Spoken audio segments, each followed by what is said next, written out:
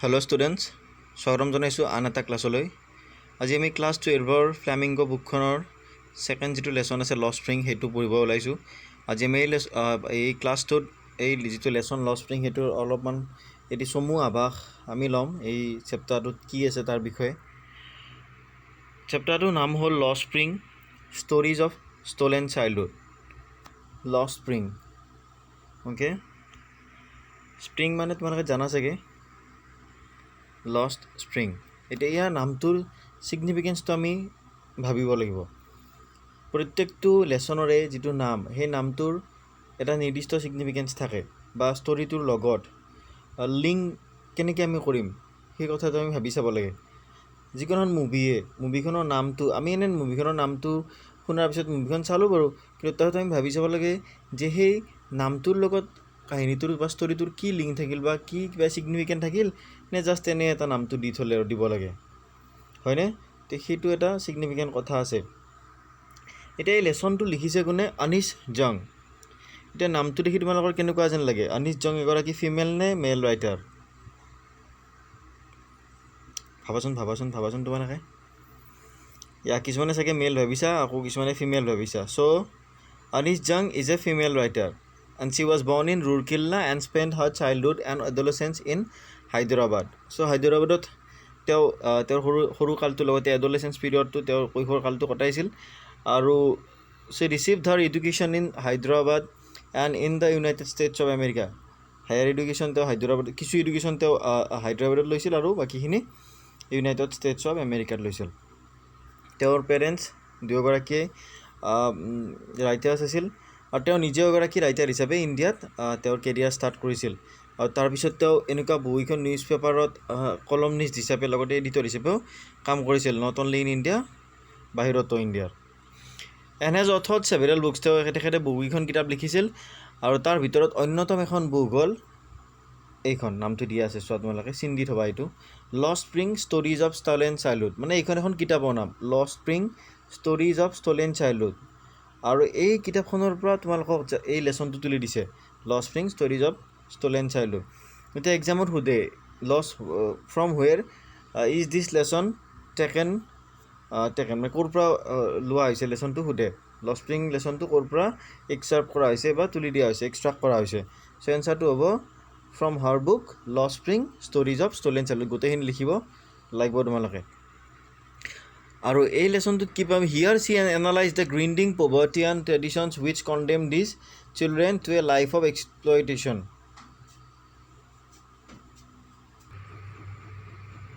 ইয়াতে মানে কৈছে যে দুটা কথা কৈছে, মানে পভাৰ্টি আৰু ট্ৰেডিশ্যন। পভাৰ্টি মানে দৰিদ্ৰতা আৰু ট্ৰেডিশ্যন মানে কি? পৰম্পৰা। এই দুটা বস্তুৱে কিদৰে কিছুমান দুখীয়া ল'ৰা ছোৱালীৰ জীৱনত প্ৰভাৱ পেলাইছিল, দৰিদ্ৰতাই লগতে ট্ৰেডিশ্যনে। তোমালোকে নাভাবিবা যে সদায় দৰিদ্ৰতাই প্ৰব্লেম দিয়ে, কেতিয়াবা আমাক ট্ৰেডিশ্যনেও বহুত বেছি প্ৰব্লেমত পেলায়। কিছুমান এনেকুৱা আমাৰ ট্ৰেডিশ্যন থাকে যিবিলাক ট্ৰেডিশ্যন কেতিয়াবা কণ্টিনিউ কৰা বহুত প্ৰব্লেম হৈ পৰে।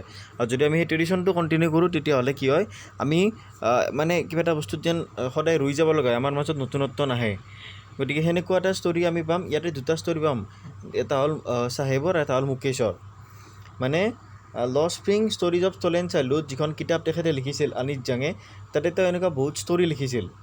আৰু সেই ষ্টৰিৰ ভিতৰত তোমালোকক দুটা তুলি দিছে ইয়াতে, খুব ভাল লগা ষ্টৰি দুটা। তোমালোকে গম পাবা যে তোমালোকে আজি যিমানখিনি পাইছা, তোমালোকৰ মা দেউতাই তোমালোকক যিমানখিনি দিছে সেইখিনি কিমান বেছি হয়। আচলতে কিমান এনেকুৱা ল'ৰা ছোৱালী বৰ্তমানেও ভাৰতখনত বা অসমখনত বা তোমালোকৰ ওচৰে পাঁজৰে আছে যিবিলাকে তোমালোকৰ হিচাপত একোৱেই পোৱা নাই, একোৱেই সুবিধা পোৱা নাই। তেওঁলোকৰ আনকি বেছিক যিখিনি বস্তু লাগে, তেওঁলোকৰ মৌলিক যিখিনি প্ৰয়োজন, বেছিক নিডছ যিখিনি, সেইখিনি তেওঁলোকে পোৱা নাই। চ' তোমালোকে তেতিয়া গম পাবা যে তোমালোকে কিমান লাকি যে তোমালোকে এটলিষ্ট ইমানখিনি বস্তুটো পাইছা। গতিকে সেনেকুৱা বস্তুটো তোমালোকে ফিল কৰিব পাৰিবা এই লেচন দুটা বা এই ষ্টৰি দুটা পঢ়াৰ পিছত। ফাৰ্ষ্ট আমি লেচনটোত পাম চাহেব নামৰ এজন ল'ৰাৰ বিষয়ে, যিয়ে ৰেক পিকিং কৰে। ৰেক পিকিং মানে হ'ল ৰাস্তাৰ জাবৰ জোঁথৰবিলাক সি বুটলে, তাৰ ফ্ৰেণ্ড আছে কেইজনমান এনেকৈ বুটলে আৰু সেইবিলাক নি কিনে বস্তাত ভৰাই এটা কোম্পেনীক বা এটা সেনেকুৱা সংস্থা এটাক দিয়ে, যাৰ ফলত সি কেইটামান টকা পায়। আৰু আমি এজন ল'ৰা পাম যাৰ নাম হ'ল মুকেশ, আৰু সি এজন বেংগল মেকাৰ হিচাপে কাম কৰে। বেংগল মানে কি? বেংগল মানে হ'ল খাৰু, আৰু খাৰু বনোৱা ইণ্ডাষ্ট্ৰীত সি কাম কৰে। প্ৰথম কথা ইয়াতে প্ৰথম লেচনটোত যি আমি পাম চাহেবৰ জীৱনটো পভাৰ্টিৰ মাজত কেনেকৈ চলে সেইটো পাম। আৰু তাৰপিছত ষ্টৰিটোত আমি মুকেশৰ জীৱনটো পভাৰ্টিৰ লগতে কিদৰে এটা ট্ৰেডিশ্যনে সিহঁতক মানে জুৰুলা কৰি মাৰে সেই কথাটো আমি পাম। অ'কে, চ' তাৰপিছত আমি আহোঁ এতিয়া এই লেচনটোৰ যিটো নাম দিছে এইটো চাওঁ, লষ্ট স্প্ৰিং। অ'কে, লষ্ট মানেতো গম পোৱা হেৰুৱা বুলি, কিন্তু স্প্ৰিং মানে কি? অ'কে, স্প্ৰিঙৰ বেলেগ বেলেগ মিনিং থাকিব পাৰে। তাৰ ভিতৰত এটা মিনিং হ'ল ই এটা ঋতু বুজায়, এটা ছিজনৰ নাম স্প্ৰিং, বসন্তকাল। এতিয়া তোমালোকে কোৱাচোন ইংৰাজীত মানে ইংলেণ্ডত এনেকুৱা ঋতুকেইটা, আমাৰ অসমত বাৰু 6টা ঋতু হিচাপে ধৰোঁ আমি, 6টা ঋতু আছে। মানে ইংলেণ্ডত কেইটা বা ইংলিছত আমি কেইটা ঋতু পাওঁ, কেইটা ছিজন পাওঁ ক'ব পাৰিবানে? হয়, তুমি ভবা নিচিনাকৈ 4টা আছে ঋতু। আৰু এই 4টা কোনকেইটা? আমি ষ্টাৰ্টিং পাওঁ স্প্ৰিং, তাৰপিছত ছামাৰ, তাৰপিছত অটম আৰু তাৰপিছত হ'ল উইণ্টাৰ। এই আমি প্ৰত্যেক বছৰে এই 4টা ঋতু ফিল কৰিব পাৰোঁ। বৰ্তমান এইটো ছামাৰ চলি আছে, স্প্ৰিং অলপতে পাৰ হ'ল, মানে স্প্ৰিং আৰু ছামাৰৰ প্ৰায় ট্ৰেনজিশ্যনেল পিৰিয়ড এটাত আমি আছোঁ এতিয়া বৰ্তমান। স্প্ৰিং বসন্তকাল গ'ল, বহাগৰ মাহ যোৱাৰ পিছতে বসন্তকাল গ'ল, এতিয়া লাহেকৈ ছামাৰত সোমাইছোঁ আমি। ইয়াৰ পিছত পাম আমি অটম ছিজনটো পাম প্ৰায় দুৰ্গা পূজাৰ আগৰ সময়মানৰ পৰা, শাৰদীয় দুৰ্গা পূজা বুলি কয় যে শৰৎকাল, অটম ছিজন মানে শৰৎকাল। আৰু তাৰপিছত লাষ্টৰটো হয় উইণ্টাৰ ছিজন।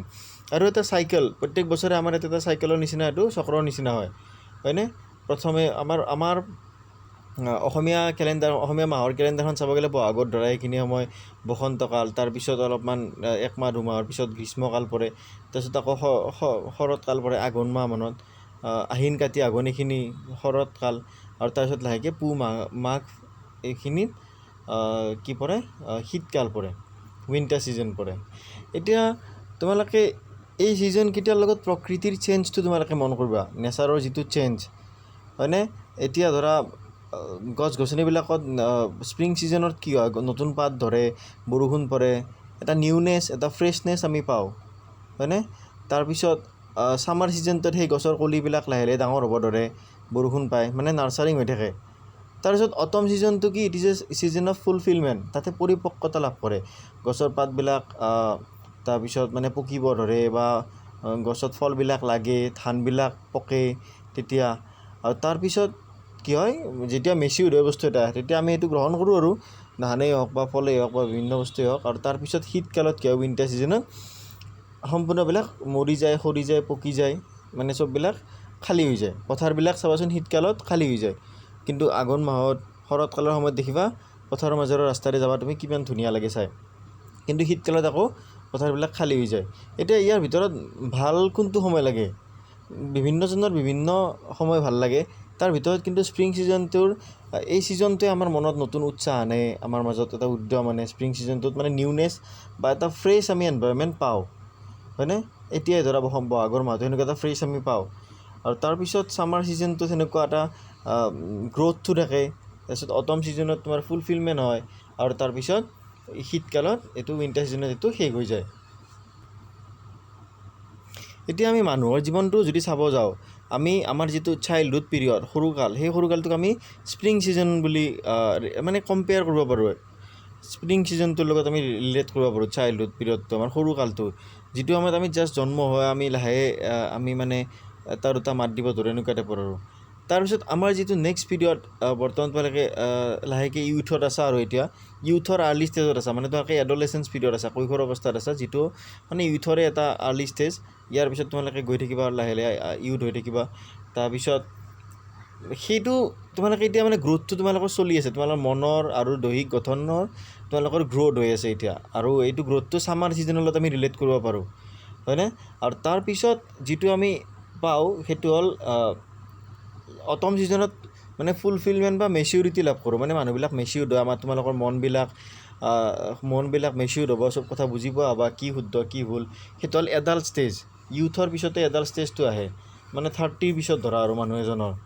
অ'কে, আৰু তাৰপিছত 50 or 60ৰ পিছত যিটো আমি ষ্টেজ পাওঁ হিউমেন লাইফৰ, সেইটো হ'ল অ'ল্ড ষ্টেজ, বুঢ়া বয়স, আৰু সেইটো হ'ল শীতকাল, যিটোত মানে কি উদ্যমটো নাথাকে, কৰ্ম উদ্যম নাথাকে, মানুহবিলাকৰ মনবিলাক অলপমান নিৰস টাইপৰ হয়। চ' শীতকাল যেনেকুৱা সেমেকা হয়, আমাৰ মানুহৰ অল্ড ষ্টেজটো সেনেকুৱা হয় বেছিভাগৰে। এতিয়া তোমালোকে এটা বস্তু ভাবি চোৱা, এটা কথা তোমালোকে ভাবি চোৱা যে এই 4টা ষ্টেজ যে মানুহৰ ক'লোঁ মই, চাইল্ডহুড ষ্টেজ, তাৰপিছত ইউথ ষ্টেজ, তাৰপিছত কি এডাল্ট ষ্টেজ, আৰু তাৰপিছত অল্ড ষ্টেজ। এই 4টা ষ্টেজৰ তোমালোকেতো এতিয়ালৈকে তোমালোকে এতিয়া কিহত আছা কোৱাচোন? চাইল্ডহুডত আছা নেকি? এতিয়াও মানে সৰু হৈ আছা নেকি?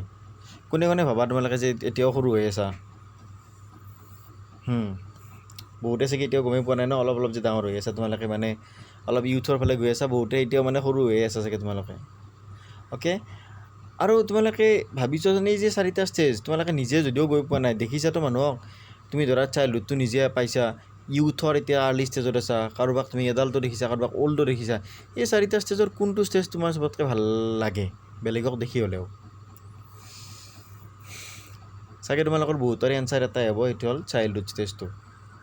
আৰু মন যায়নে সেই ষ্টেজটোত যাবৰ কাৰণে? নিশ্চয় চাগে যায়। আৰু জেঠিও মাতিছে মোৰ ওচৰত। চ' এনেকৈ চাগে আমি, আৰু তোমালোকক মই আজি সুধিছোঁ, তেতিয়া তোমালোকে ভাবিছা হয়তো চাইল্ডহুডত যাবৰ ইচ্ছা আছে। যেতিয়া তোমালোক অল্ড ষ্টেজ পাবা, তেতিয়াও যদি তোমালোকক সোধোঁ যে তোমালোকৰ কোনটো ষ্টেজ চবতকৈ ভাল লাগিল লাইফৰ, তেতিয়াও তোমালোকে কিন্তু চাইল্ডহুডে ক'বা, চিয়'ৰ এইটো। তেতিয়া তোমালোকে ইউথ নোকোৱা। যদিও ইউথৰ বহুতখিনি ভাল লগা আছে, ইউথত মানুহৰ এনাৰ্জি বেছি থাকে, মনৰ উদ্যম বেছি থাকে, জোচটো বেছি থাকে, কিন্তু তথাপিও কিন্তু আমি ভাল পাওঁ সেই চাইল্ডহুডৰ দিনকেইটাই। অ'কে, তুমি নিজে ভাবি চোৱাচোন, এতিয়া যে শুনি আছা তুমি মোৰ ভইচটো, শুনাচোন, ভাবি চোৱাচোন এতিয়া যে তোমাৰ চাইল্ডহুডটোত তুমি হেপ্পীনে? তোমাৰ চাইল্ডহুডটো যেনেকৈ গ'ল সেইটোক লৈ তুমি হেপ্পীনে? অ'কে, চ' তুমি যিহেতু এই ভইচটো এতিয়া শুনি আছা, মানে তুমি ক্লাছ 12ত বৰ্তমান পঢ়া, হয়নে? আৰু ক্লাছ 12ত আজি যে পঢ়িলা তুমি, এইটোৰ তুমি ক্ৰেডিটছটো কাক দিব লাগিব? কাৰণ তুমি ক্লাছ 1ত তোমাক এদিন কিন্তু কোনোবাই পঠাইছিল স্কুলত। ক্লাছ 1ত তোমাক এদিন কোনোবাই স্কুলত পঠাইছিল, কিতাপ কিনি দিছিল, আৰু সেই দিনটোৰ পিছত তুমি আজি 12ত পঢ়ি আছা। আৰু এইটো মেক্সিমামৰে কোনে কৰিছে? পেৰেণ্টছে কৰিছে, তোমালোকৰ মা দেউতাই কৰিছে। যদি সিদিনাখন যেতিয়া তোমাৰ বয়স 4 বছৰ বা 5 বছৰ বা 6 বছৰ আছিল, সিদিনাখন যদি তোমালোকৰ মা দেউতাই ভাবিলেহেঁতেন এই যে ইয়াক বা এইজনীক নপঢ়াওঁ, ইয়াক খেতিত লগাম, কামত লগাম, দোকানত কাম কৰিব দিম, ইণ্ডাষ্ট্ৰীত পঠাম, ছোৱালীজনীক কিবা কামত লগাই দিম, চিলাই তিলাই শিকাম, অমুক কৰিম তমুক কৰিম, পঢ়াটো নকৰোঁ, তেতিয়া তোমালোকে প্ৰতিবাদ কৰিব পাৰিলেহেঁতেন নেকি? 4 বছৰ বা 5 বছৰ বা 6 বছৰ বয়সত? নিশ্চয় নোৱাৰিলেহেঁতেন। কিন্তু তেওঁলোকে তোমালোকক স্কুলত পঠোৱাৰ কাৰণে পঢ়াত সেইখিনি গুৰুত্ব দিয়াৰ বাবে তোমালোকে আজি 12ত পঢ়ি আছা, আৰু সেইটোৰ ক্ৰেডিট তোমালোকে মা দেউতাক দিবই লাগিব, হয়নে? এতিয়া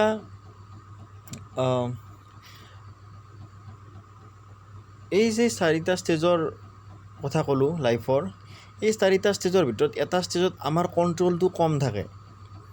ইউথ ষ্টেজত তোমাৰ কণ্ট্ৰল আহিছে, লাহে লাহে ডাঙৰ হ'ব ধৰিছা তুমি। এডাল্ট ষ্টেজততো ফুল্লি মেচিয়ৰ। আৰু অল্ড ষ্টেজতো কি হয়, আমি নিজে যিখিনি কাম কৰোঁ আগৰ মানে জীৱনটোত, সেয়াৰ ফলখিনি পাওঁ, মানে কিছু কণ্ট্ৰল আমাৰ লাইফটোত থাকে। কিন্তু এই চাইল্ডহুড পিৰিয়ডটোত আমাৰ নিজৰ কণ্ট্ৰল নিজৰ জীৱনটোৰ ওপৰত নাথাকে। তেতিয়া আমাক বেলেগে যি কৰে আমাৰ লগত সেইটোৱে হয়, বা আমি তাত জোৰ কৰি একো কৰিব নোৱাৰোঁ। তুমি 6 বছৰ বয়সত বা 5 বছৰ বয়সত তুমি ঘৰৰ মা দেউতাৰ এগেইনষ্টত যাই কিনে স্কুলত যাব খুব কমেই পাৰে। এক্সাম্পল আছে তাৰ মাজতে 2-এটা, একদম ৰেয়াৰ, 1000টা বা লাখটাৰ মাজত এটা আছে যোনে চুৰ কৰি বা কিবা কৰি মানে কি ঘৰৰ মানুহৰ পৰা গম নোপোৱাকৈ কিতাপ পঢ়িছে কাৰোবাৰ পৰা, সেইটো বেলেগ বস্তু। কিন্তু ইন জেনেৰেল সেইটো নহয়। এতিয়া তোমালোকে এটা কথা কোৱা মোক, মানে তোমালোকে ভাবি চোৱা যে তোমালোকে সৰুৰ পৰা এতিয়ালৈকে ফুড পাইছেনে নাই, খাদ্য পাইছেনে নাই? মা দেউতাই তোমালোকক খাদ্য দিছেনে নাই? 1 নম্বৰ কথা। 2 নম্বৰ কথা, তোমালোকে do you have got dress, মানে তোমালোকে ড্ৰেছ পাইছেনে নাই পিন্ধিবৰ বাবে, ঠাণ্ডাৰ পৰা বাচিবলৈ বা নিজক ঢাকিবলৈ ড্ৰেছ পাইছানে তোমালোকে? যদি পাইছা ঠিকেই আছে। 3 নম্বৰ কথা, তোমালোকৰ ঘৰ এটা আছেনে নাই থাকিবৰ কাৰণে? আছেনে? অ'কে, তো এই 3টা বস্তু আছে। এই 3টা বস্তুৰ লগতে মই আৰু এটা বস্তু সুধিম, সেইটো হ'ল যে তোমালোকে শিক্ষা পাইছানে নাই? তোমালোকক শিক্ষা দিছেনে নাই তোমালোকৰ পেৰেণ্টছে? স্কুলত পঠাইছেনে নাই? নিশ্চয় পঠাইছে, সেইকাৰণে আজি তুমি ক্লাছ 12ত শুনি আছা ভইচটো। অ'কে, চ' এই 4টা বস্তু তুমি পাইছা, গতিকে তুমি বহুত বেছি লাকি, কাৰণ আজি তুমি এখন শিক্ষিত সমাজ পাইছা, এখন কলেজ বা হাই ছেকেণ্ডাৰী স্কুলত তুমি যাব পাৰিছা। এটা ভাল এনভাইৰমেণ্ট পাইছা, ল'ৰা ছোৱালীত মিলিব পাৰিছা তুমি, হয়নে? তোমাৰ হাই ছেকেণ্ডেৰীটো পাছ কৰা মানে তুমি এইখন সমাজত এটা যিকোনো কাম এটা কৰি চলিব পৰা হৈ যাবা। গতিকে এইখিনিৰ বাবেই তুমি লাকি যে তোমাৰ এনেকুৱা এখন ঘৰত জন্মিছিলা যাৰ যিখন ঘৰৰ পৰা তোমাক এইখিনি সুবিধাটো দিলে। বেলেগটো বাদ দিয়া, গাড়ী কি আছে তোমাৰ, স্প্লেণ্ডাৰ আছেনে, KTM আছেনে, এল্টো আছেনে, নে চুইফ্ট আছে নে, কিবা ডাঙৰ দামী গাড়ী আছে, এইটো মেটাৰ নকৰে। গতিকে যিখিনি পাইছা, মই এই 4টা বস্তু ক'লে, যদি এই 4টা বস্তু তুমি পাইছা তেতিয়াহ'লে ইউ শ্বুড বি লাকি। আৰু তুমি সেইটো তুমি ভাবি চোৱা উচিত যে এইখিনি পাই তুমি লাকি হয়। এতিয়া এইটো কথা জানি তুমি আচৰিত হ'বা যে এতিয়াও হাজাৰ হাজাৰ বা লাখ লাখ ল'ৰা ছোৱালী ইণ্ডিয়াখনত আছে যিবিলাকে এই 4টা বস্তু পোৱা নাই। এই 4টা বস্তুৰতো চাবা, এতিয়া শিক্ষাটোতো বহুত দূৰৰ কথা। শিক্ষাটোতো সিহঁতে পোৱাই নাই। বাকী 3টা যে ক'লোঁ তাৰ ভিতৰত ঘৰ পোৱাই নাই, ঘৰ বহুত দূৰৰ কথা। কাপোৰ, ড্ৰেছ, সেইটো বস্তু পোৱা নোপোৱাৰ মানে সমান যেন। কিবাকৈ চিধা ফটা বেলেগৰ পৰা আনি এটা ড্ৰেছকে 10-15-20 দিনলৈকে গাত লৈ সেনেকৈ থাকে। আৰু সিহঁতে ষ্ট্ৰাগল কৰি আছে কিহৰ কাৰণে? একদম বেছিক যিটো নহ'লে থাকিব নোৱাৰে, সেইটো হ'ল খাদ্য। হাজাৰ হাজাৰ লাখ লাখ ল'ৰা ছোৱালী এনেকুৱা আছে, তোমাৰ বয়সৰ ল'ৰা ছোৱালী আছে, তোমাতকৈ সৰুও আছে, তোমালোকে ৰাসতো দেখা পাইছা এনেকুৱা। আৰু বিভিন্ন ষ্টেচনত গ'লে কিছুমান মন্দিৰৰ বাহিৰত দেখিবা, কিছুমান মছজিদৰ বাহিৰত দেখিবা, এনেকুৱা হাজাৰ হাজাৰ ল'ৰা ছোৱালী আছে যিবিলাকে এতিয়াও পঢ়া দূৰৰ কথা, ঘৰ দূৰৰ কথা, কাপোৰ দূৰৰ কথা, তেওঁলোকে খোৱাটোত ষ্ট্ৰাগল কৰি আছে। ভাবা। আৰু সেনেকুৱা কিছুমান ল'ৰা ছোৱালীৰ কাহিনী আমি এই লেচনটোত পাম, ল স্প্ৰিং।